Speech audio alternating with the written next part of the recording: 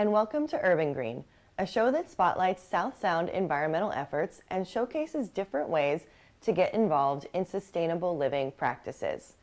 I'm your host, Kate Wayne, subbing in for Leah Michelson, and today we're coming to you from inside the Enviro House. This winter edition kicks off with an urban learning segment on food waste prevention and how you at home can help make a difference. Food is something that should be celebrated. Here in Tacoma, we have many options for local, seasonal foods at farmers markets and grocery stores, and there are various community gardens. But despite this abundance, wasted food contributes 25% of what is put in the landfill. Food waste is so expensive. For the average American family of four, they spend over $1,600 in food that they simply throw out. That's like going to your grocery, getting 4 bags of groceries, and just leaving one at the store. When food goes to the landfill and decomposes, it produces methane, a powerful greenhouse gas. But why does so much food end up in the landfill? In part, it's because of lack of awareness and knowledge. For example, food labeling. If you look at any food product you buy, there is a date on it. It might say best if used by, best quality, used before. And all of those are not expiration dates, but they are set by the manufacturer to indicate the quality of the food. So when you see that, you don't need to necessarily throw it out. A good practice is to check for yourself before throwing food in the garbage. If it looks green, probably good, safe to throw it out. If it smells bad, throw it out. And that's true for everything except for one thing, and that's baby formula. If it's past its date, it should not go to the baby. There are a number of things you can do to make a difference. For starters, you can keep food from going to waste by following some simple steps. Plan your meals, okay? At the beginning of your shopping week, figure out what you're gonna have for the rest of the week. 2, make a list of what you need. And 3, when you go shopping, shop at home first. So check your pantry, check your refrigerator, check your freezer. The 4th thing I would suggest is you need to love your leftovers. So if you don't eat it that night, have it for breakfast or for lunch the next day. The other thing I would say is in your refrigerator, it's always a good time to rotate what you have in there, and at least weekly, so that things don't get lost in the back and go moldy. And the last thing I'd say is make use of your freezer. So you have leftovers, freeze them, and be sure to get out the masking tape and put the tape on there and label what it is and the date.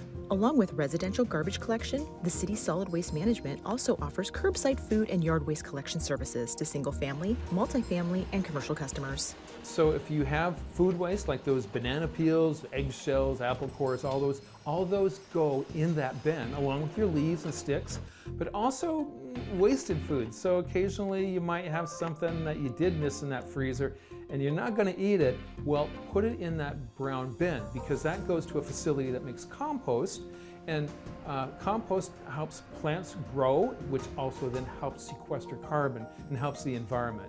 Preventing wasted food is one of the easiest actions you can take to save money, help reduce greenhouse gas emissions, and conserve natural resources.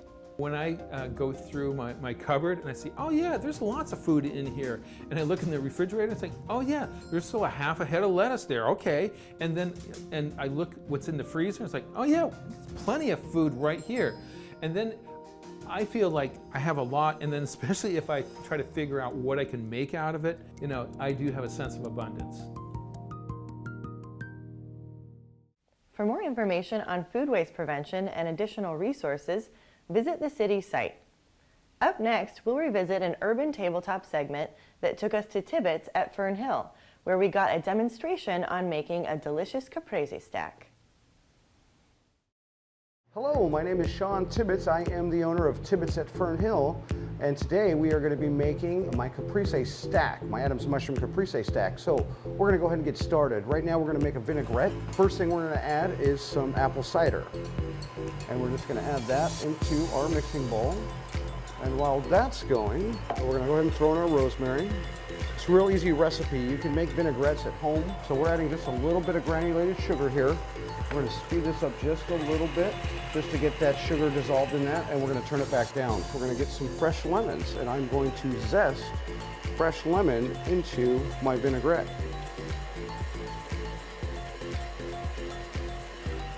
as that's going, we'll add some Dijon to that. And this is just regular store-bought Dijon mustard, real simple. It's going to give it a lot of flavor there. And then we're going to start adding our little olive oil to this. And now it's going to emulsify. We got a slow pour going. And we're just going to speed it up just a little bit. Once that's done, and the consistency that we're looking for, we'll go ahead and add a little bit of salt and pepper. And then we're going to come over here. We're going to take that lemon we just zested. And what you want to do with the lemon seeds is there's two ways you can do it. You can pick them out and throw it away, or you can just put the lemon in your hand and let it drizzle down into there. And you just need a little bit of that. Then what we're going to do is we're going to add some more fresh basil.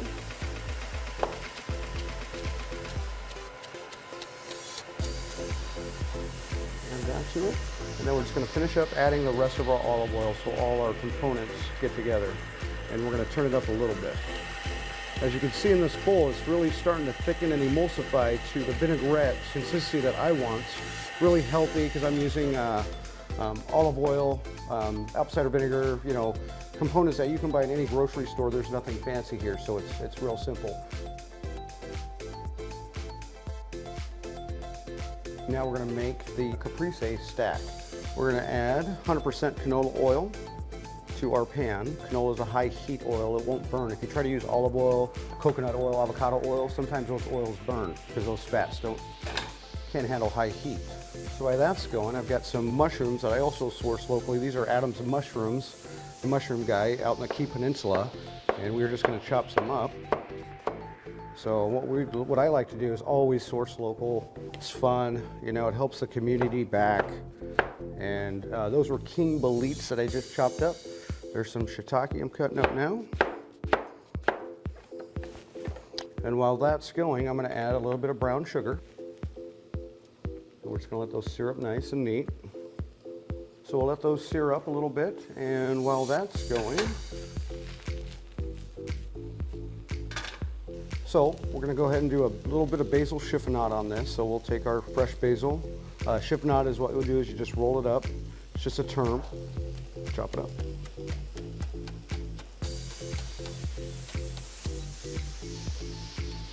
And that is a chiffonade right there. So almost like a julienne. So our mushrooms are starting to get a little color on them, which I like, and I don't want to overcook them, and I don't want to cook them all the way down. So now we're going to add a little bit of our marsala cooking wine, and this might get a little bit of fire here in a second. All right, then I'm going to add a little bit of my microgreens that I get from Filbert Acres, another local farm out there.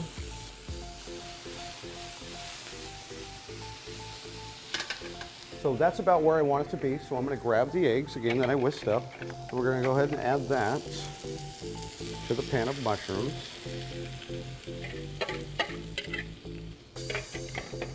I'm going to turn that down to a medium. As they're cooking through, we're going to just keep pressing back and forth on our eggs. And we're going to form a shell. And you can do this as an omelet, you can do this as a scramble, you can add some more fun to it, potatoes, you can add meat to it. But this is just one of my fun breakfasts that I like to do. So we'll let that cook up a little bit more, and then we'll give it a flip. It should be fun.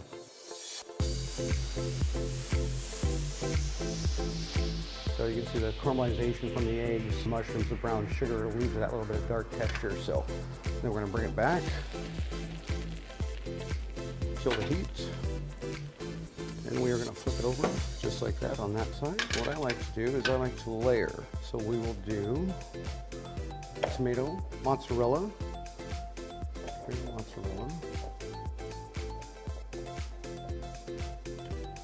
I like to fold it over and just try to keep everything intact, and then we're going to cut it in half. The next step is going to be stacking the mushroom stack. So what we'll do is we will take it nice and neat. And I like height when I go out to eat and whatnot. I don't like flat food, but that's my preference. So I just like high food. You can see how much there is there, which is cool. So now what we're going to do is we're going to take our vinaigrette and we're just going to drizzle it over the top of that. that. We're going to take a little bit of lemon zest. We're going to go around the outside. Got some greens here because I like a lot of color on my plates. So, and you can decorate it any way you'd like when you do it.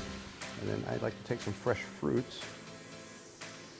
And then we're going to go ahead and add some, this is local honey. This is from Honey's Healthy Hive out of University Place, another small local business.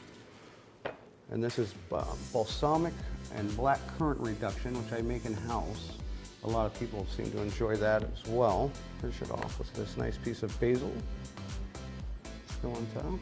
And I'm going to use this nice little colorful watermelon for that. Some microgreens. And then we'll do the basil chiffonade.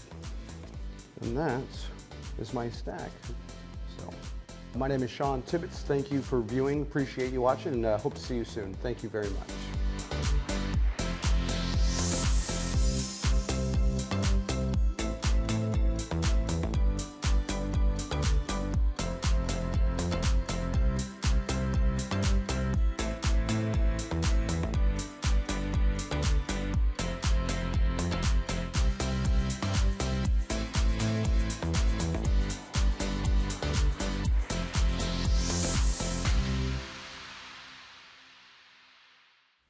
Stop by Tibbetts at Fern Hill to enjoy their seasonal menu, made with fresh, farm-to-table ingredients. After the break, we'll visit the Giving Garden, but first the Urban Quick Tip will show you how to make your own tub and tile cleaner.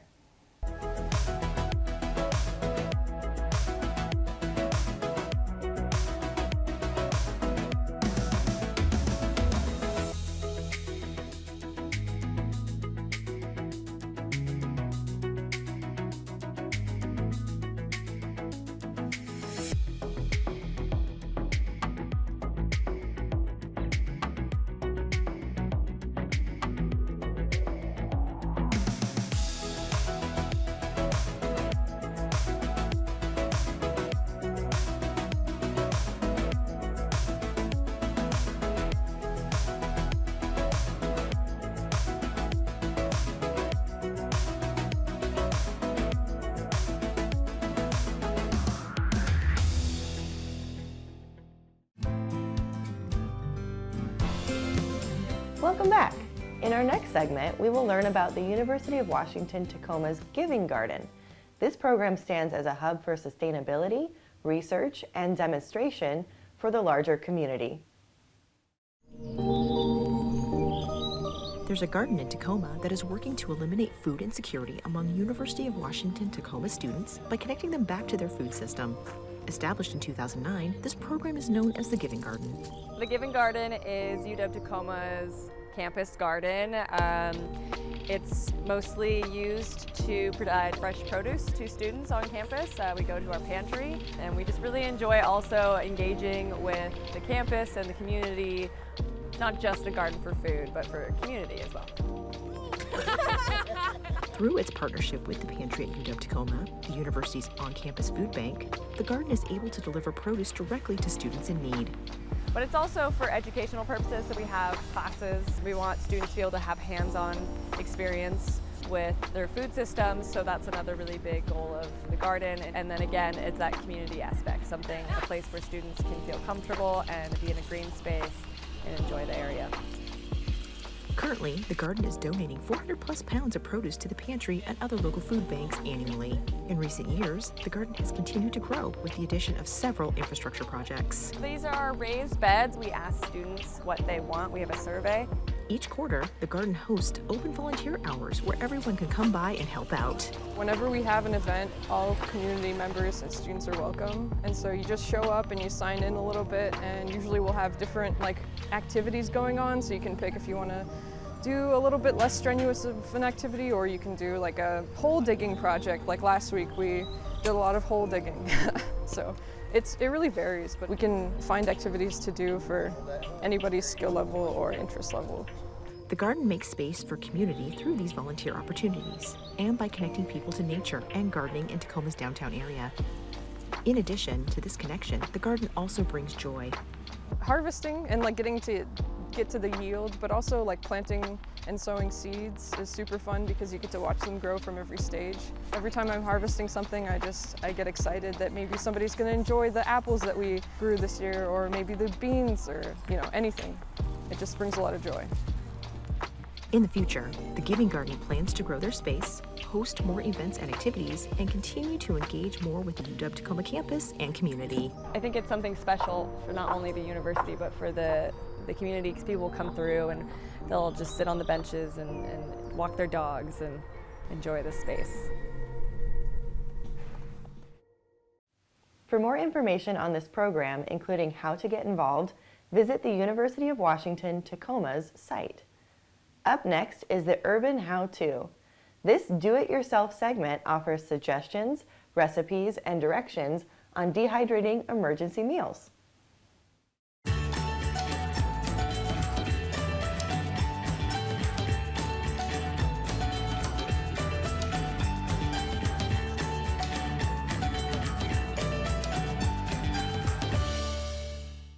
Welcome, I'm Hal Meng with the Center for Food Preservation Arts, and this is a how-to video produced by the Enviro House. Today we're going to be looking at how easy it is to put together shelf-stable emergency meals with dehydrated food that the majority of it is dehydration that you've done yourself. So let's start, like the day starts with a good breakfast. So certainly there'll be other things that will go with this, but the basis for a good breakfast is something that's rich in carbohydrates and additional protein and minerals. And so we're going to go and start, and everything's been pre-measured. There are links in the comments section so that you can go and see the full recipes, because there's like 20 variations of other ingredients you can put in here. But the basic start is with rolled oats, a high quality powdered milk. Then we mixed it together, brown sugar and cinnamon. You can also use any kind of other sweetener like xylitol. You don't want to use anything that has liquids in it though. You don't want to use honey unless you have mixed your oats with it and dehydrate the honey into the oats. And then oat bran and chia seeds mixed together. So that kicks up the proteins.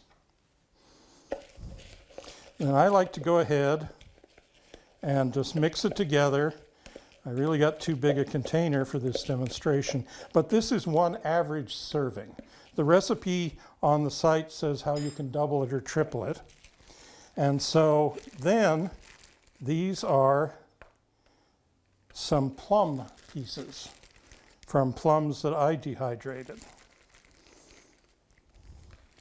And I usually like to leave the sweetener and the fruit out until I've tasted it. But then I also like my fruit to be chewy. If you do it that way, it's going to be chewy as opposed to have softened up.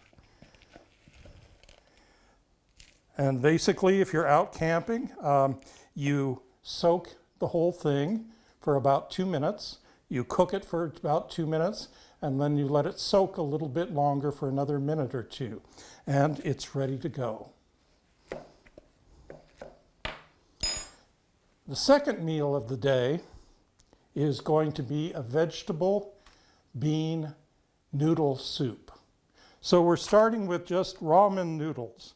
And there's nothing wrong with the noodles themselves. It's the little flavoring packets that you buy with them that have a lot of chemical additives. So you don't use those. And then this is a basis for all vegetable bean soups. It's carrots, garbanzo beans, black beans, leeks, and onions that I've dehydrated myself. Oh, and some green peas. And a little extra onion. Red peppers that I've dehydrated.